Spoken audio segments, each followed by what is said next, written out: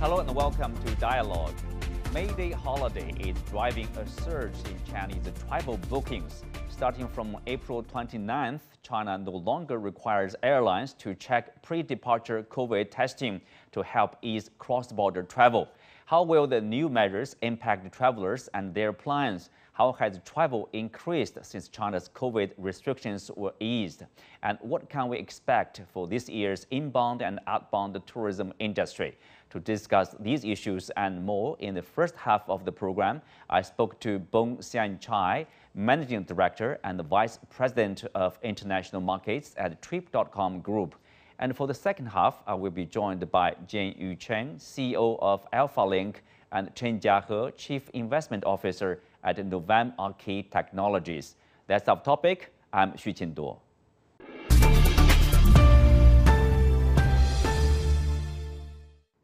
Hello, welcome to Dialogue, Mr. Chai. You are the insider, you are from the travel agency. So this is the first May Day holiday since the society was reopened basically at the beginning of this year. So 4 months has passed. Are we seeing this expected pent-up demand for tourism? Hi, Qingduo. Yes, thank you very much for the question. There's definitely a huge pickup in travel bookings for these May Day holidays. Bookings for our domestic hotels, flights, and scenic spot tickets for May Day holiday on the C-Trip platform has already surpassed 2019 levels. Travelers are actually now demanding for unique experiences and quality services. Huge volumes of tourists will actually be a test for our destinations and our service providers. Are you observing any particular trend? For example, do people book in groups? Do people travel alone, or are they, their preferred destination domestically or, international destination?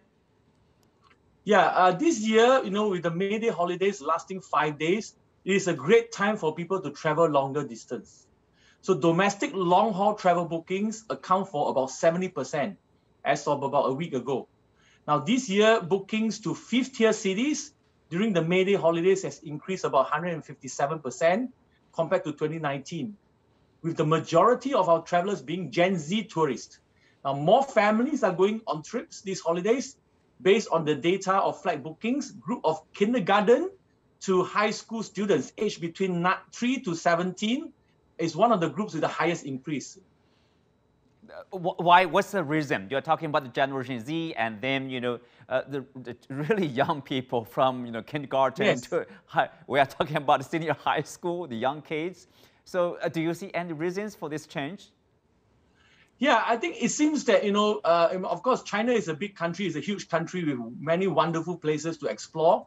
Our tourism industry in Chinese mainland has experienced an incubation period over the pandemic, with a lot of domestic travelers exploring the length and breadth of the country while the international trips were restricted. So this has resulted in a lot of upgrades and development in many of our off the beaten track destinations. So travelers, especially the young and the media savvy, so social media savvy generation, they want to try new experiences. They want to try unique experiences. So that's why the popularity of our lower tier city travel will actually also stimulate our local economy. This is great for creating jobs for our locals and help to further improve the infrastructure and the services to keep our tourists. So I think generally, we have been pent up for so many years already. So people are really looking to go further away and explore new places and wonderful places. Related, I guess, to this seeking of a unique experience, we do see numbers, many young people seem to be seeking tier 4 or tier 5 cities even. Previously, probably not that well known in terms of nationally, let's say. So you also talked about a unique experience. Do you refer to maybe smaller cities and now the popular destination for young people here in China? Yeah, I think definitely the younger generation, they are keen to explore further away. With the emergence of social media, the likes of Xiaohongshu, as well as Douyin and so on, right? They get actually a lot more exposure. So it actually created a lot more interest in destinations that they have never seen before, they have never heard before. That's why they are very, very willing to actually travel further away to experience this. And I think our youngsters are more adventurous. They are more, seeking for new areas that are not the traditional, markets or traditional cities and destinations. That's why we are seeing a huge boost in fourth and fifth tier cities demand. Yeah, speak of that, there's a particular city I guess we have to mention that is the city of Zibo in Shandong province in eastern China. Yes. You know, there's a short videos about a Zibo barbecue, so-called, and you know it's viral online, and the numbers are really impressive. The numbers of bookings in Zibo here during this vacation increased by, I mean, listen to this number, like 1,890% compared to the pre-COVID level in 2019. I wonder, how do you look at this phenomenon? I think nowadays content marketing has become increasingly important.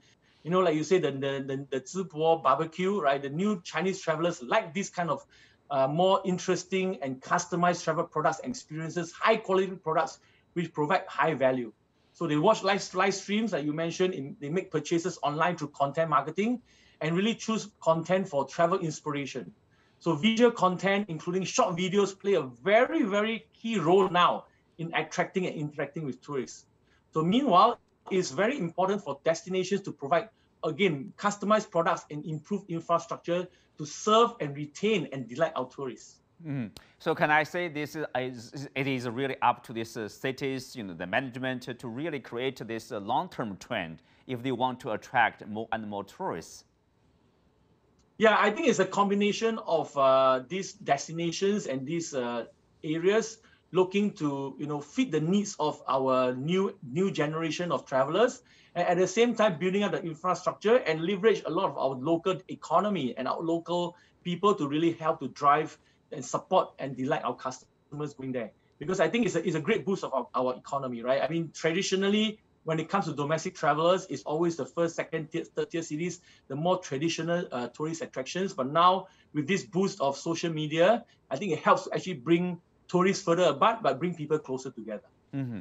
But of course, there are a lot of reasons, you know, for the change. I mean, people do traveling. So when it comes to economy, at least we can say, so in terms of consumption, so there's a strong demand probably for consumption in terms of traveling, in terms of enjoyment for people. So consumption is, can we say, remains strong? Yeah, actually, you know, we are very confident of the travel growth this year, both domestically as well as international travel, because there's really a strong pent-up demand being unleashed. Now, with the borders now open and many travel restrictions gone, we are starting to see tremendous pickup for both domestic and outbound travel. We believe this momentum will continue to grow in the second half of the year as the international flight capacity resumes. Now, travel contributes to about 10% of GDP directly or indirectly. So dynamically, you know, our travel industry will continue to stimulate the growth of the economy. Every consumer, every traveler can create about 7 to 10 potential jobs in the travel-related industry. So including accommodation, transportation, and catering. Mm-hmm. Well, you mentioned about outbound traveling. Here we do see that the number of cross-border flights in January has recovered to 10% of the same period in 2019, and in February it's about a 15% increase. So given this airline capacity is yet to fully recover, obviously, for international flights, are airlines prepared, or are they well prepared? You know, I guess there is a pressure for them to do more to meet the demand, and probably it's the same situation for hotels. Yeah, definitely. I think this year's May Day holiday has witnessed the first wave of a really major growth in outbound travel. So our outbound travel bookings has recorded a year-on-year increase of more than 18 times. That's a really, really big number. 18 times. 18 times, yeah, exactly. Our outbound group tour orders have already increased about 157% compared to early April. Flight searches for international destinations has surged again dramatically. So we expect that it will take airline and hotel partners some time to rehire back some of their staff and build up the infrastructure needed to facilitate the demand.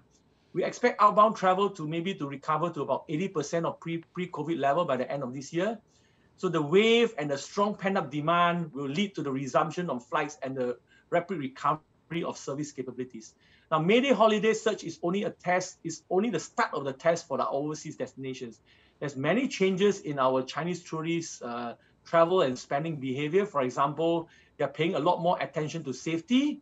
They're demanding for unique and tailored experiences, and they're looking for high quality services. And last but not least, there's a lot more awareness in sustainability. So I think we need our destinations to understand and adapt to these changes by improving their services, by dedicating resources to really tailor to the targeted, Chinese tourists itself, and ensuring that, we work closely with our partners and our airline partners, our car rental partners, our local tour operators to make sure that capacity continues to increase as the demand increases. So Chai, based on this booking data, what are the popular overseas destinations for May Day holiday for the Chinese tourists? Yeah, I don't think it's going to be a surprise for you or many of our audiences. Thailand is one of the top destinations for the May Day holiday outbound travel on our platform. Japan and Korea are also in the top 10 list. Now, for these May Day holiday, searches for outbound flights increased about 20% compared to period in 2019. Southeast Asia, Japan and Korea account for more than half of our destinations that our travelers have searched. According to our Trip.com group data, outbound flight bookings to Southeast Asia have seen a significant growth during the May Day holiday period since March. So as of April 21st, our amount of flight bookings has increased by about 31% compared to Chinese New Year this year, which is also the first time, our Chinese travelers are able to travel abroad in 2023. What about later this year? Do you see a continuous growth in terms of the, I would say, recovery of tourism or even strong growth? Yeah, the thing is that there have been already several short holidays, such as the Qingming Festival, as well as the Dragon Boat festivals. And I think, many people are still looking to travel overseas. So we will expect that, outbound travel will continue to pick up. We are pretty confident. We have been working very, very, very closely with our flight partners, our hotel partners, as well as our travel partners internationally to really get prepared for this surge in demand. So we are pretty confident that, the travel growth this year, both domestically as well as international, will continue to be unleashed because, again, like I mentioned, travel contributes a huge percentage to our GDP. And I think this is going to create additional jobs for our economy, as well as bring in additional GDP growth for our country. Oh, well, of course, as given the role played by, tourism, both domestically and, of course, internationally, are you seeing like, foreign governments are expecting, more Chinese tourists since, basically every country is looking for, a stronger economic growth? Some economies, of course, are in a bit of a trouble, in high inflation or, the threat of a recession. They do need a lot of spending to boost the economy. Yeah, I can tell you the number one question internationally when we meet our hotels, whether it's in Singapore, Malaysia, Thailand, Japan, and Korea, the number one question is, when are the Chinese tourists coming back? That's the number one question on their mind. So I think every destination is looking for Chinese travelers. They're really waiting for the flight capacity to pick up. They're really waiting for Chinese travelers to come back, and they're starting to think about how has Chinese consumers' preferences changes. What can they do differently? How they can get prepared?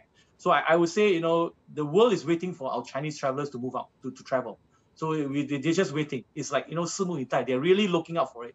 So they're all, very, very keen, very, very, open and, basically all prepared to welcome our Chinese travelers. They're welcoming Chinese tourists. Thank you, Mr. Chai. Thank you for all the information and insights in this sector and, of course, this holiday. Let's have a short break. When we are back, we will be joined by Jin Yuchen, CEO of AlphaLink, and Chen Jiahe, Chief Investment Officer at Novem Arcae Technologies. Stay tuned.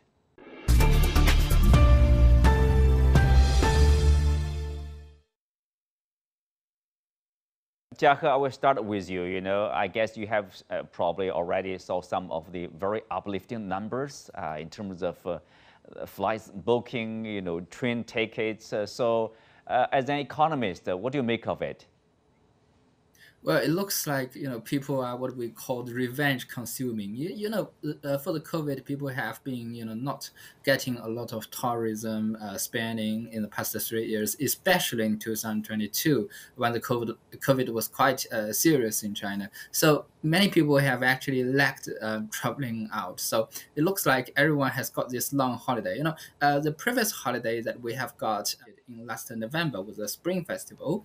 But Spring Festival was actually, well, it's a long holiday. It's about 7 days. But it's a traditional holiday for Chinese people to stay at home, stay with their families. So it's not really a holiday for traveling. And now this May Day holiday is actually the first long holiday that we have got since the end of 2022. So everyone looks like going out. And also there are some maybe people would call like a new phenomena or new characteristics of this year's traveling business. For example, Yuchen, you must have been following this development. Young people nowadays, in particular, I think is referred to this university students. They call it a new way of traveling. Is very popular in China now. That basically the students, they treat sightseeing as a type of challenge. Their objective is to visit as many spots as possible, and often within a short amount of time. And as a result, they need to plan their itineraries with military precision. Chinese media, Chinese language media, I would say, have already coined a term for this latest trend. They call it military-style travel. So what do you think has triggered such a way of traveling, Yuchen? Absolutely. I think, as you mentioned, this type of military-style traveling is becoming really popular among younger people. And historically, group tour traveling has always accounted for over 50% of the overall overseas traveling for Chinese tourists. But now we're seeing an increase in independent traveling, mostly among the younger generation.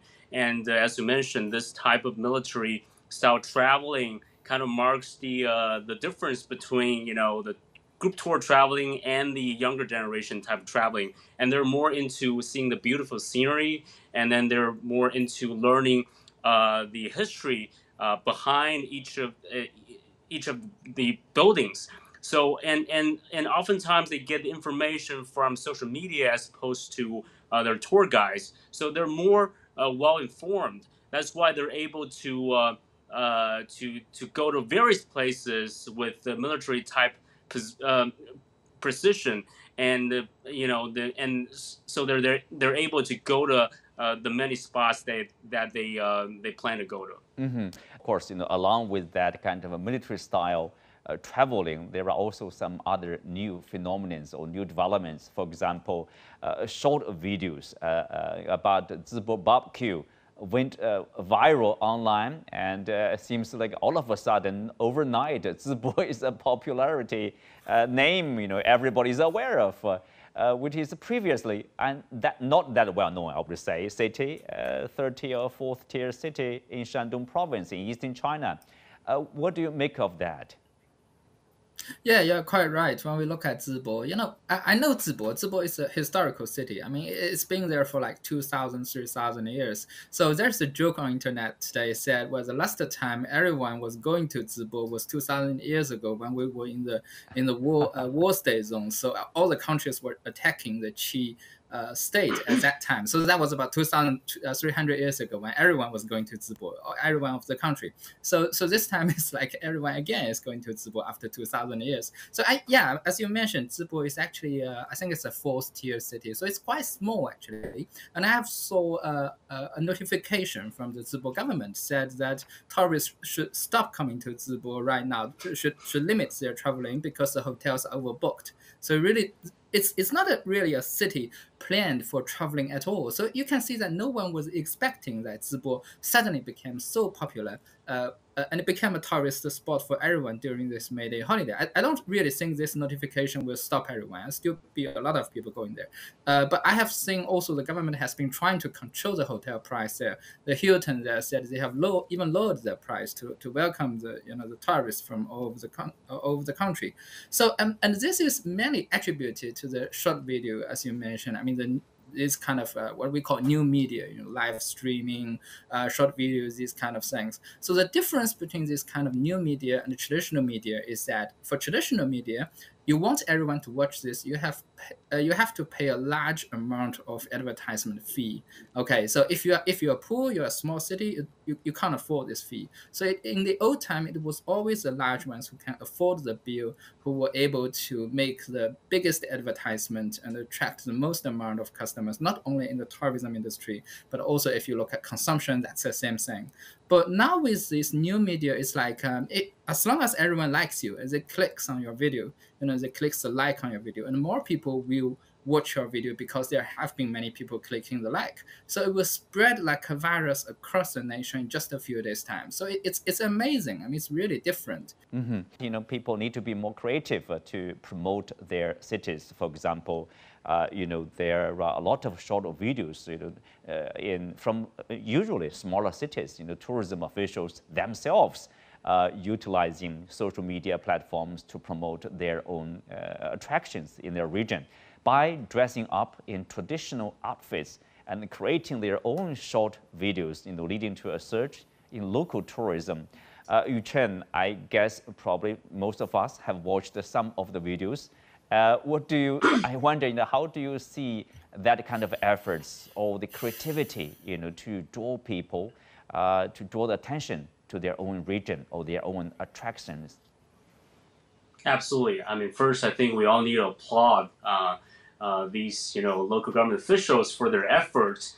And second, this is just the beauty of China, right? We have 56 ethnic groups in China, and China is so big and so diverse. You can go from the northeast of China to Xinjiang and to Hainan. So the scenery you see is very different, and the local culture can be very diverse. Again, we're blessed with such diversity and also local culture. It's about time that local officials or tourism officials start basically capitalizing on that diversity. And short videos are a great way to promote for their local cities. And they're obviously they're obviously very aware of the most current technologies. And today we have the generative AI technologies. I'm sure in the future we're going to see generative AI being used to better market the city. And over the past 3 years, we've seen like domestic traveling really increase to a level we had never seen before. And this will not go away, even with international traveling opening up.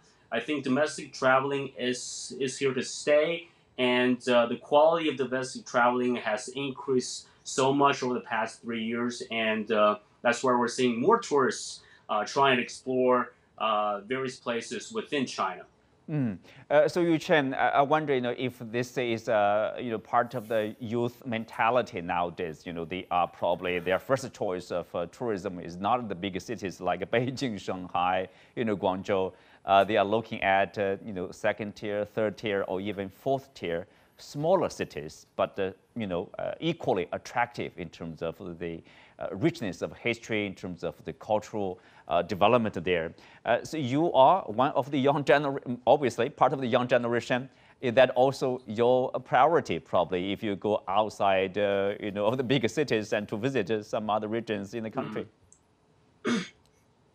Yes. I mean, you're absolutely right. I think the younger generation really wants to see the rest of China, not just the urban centers. And also, it has to do with the fact that urbanization has really picked up its pace over the course of the last 30 years. And urban centers were formed, and more people, got the opportunity to see the urban centers in the first place.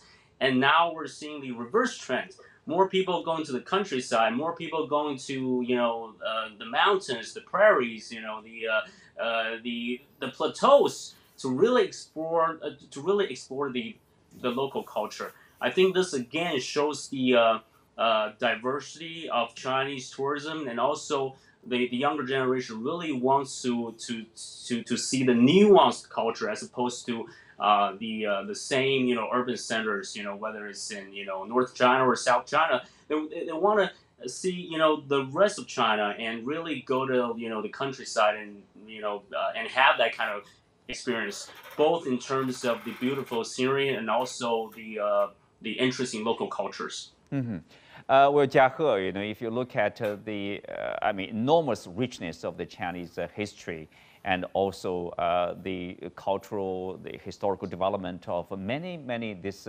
smaller cities, this remains unknown until today, probably, or in the future, until there's a successful promotional video attract our attention. Do you think this kind of, a rush to explore smaller cities will go on probably for a long time to come because there is so much to explore for the young people? Well, I think that's a very good trend. As you just mentioned, China is a country filled with like 5,000 years of history. So everywhere you go, you can find small cities, historical heritage, everything. You can tell a long story for many mountains and hills that you go to, and the cities and rivers. You can see so many histories down there. So actually, our consumption industry, if you look at our consumption, our tourism industry, is actually not very well developed compared with mature economies, basically because we are still a developing economy. We just passed the threshold of 10,000 US dollar per capita GDP, something like 13,000 right now. So we are still a developing economy. So at this moment, the tourism industry is not very well developed. So it's really a long period in the future that the tourism industry will grow. And this will not only include cities like Beijing, Shanghai, these first-tier cities. It will include a lot of smaller cities. And the increasing of tourism industry for domestic economy as well as international tourists will actually help these smaller cities to build their own economies, build their own GDPs. And actually the live stream and short video is a very good way for them to express themselves to the world, because this does not cost you anything. As long as your video is liked by many people say, okay, you have really a good story, then your video will just go to everyone in just a few days' time. You don't have to spend a lot of advertisement cost that usually a smaller local government cannot afford. More leveling, like a competition or playground there. Jiahe, based on this strong recovery, this strong numbers of tourism, I wonder, what do you have to say about this consumption in the China market? Because tourism obviously is a part of this consumption, which is critical to the economic expansion of the country. Definitely. When you look at the consumption, it's considered as the most important cornerstone for economic growth this year. So if you look at tourism industry is coming back, but if you compare the whole tourism industry, is still not as much as it was before the pandemic, especially when we talk about international traveling. And that's basically because many people haven't really got their passport.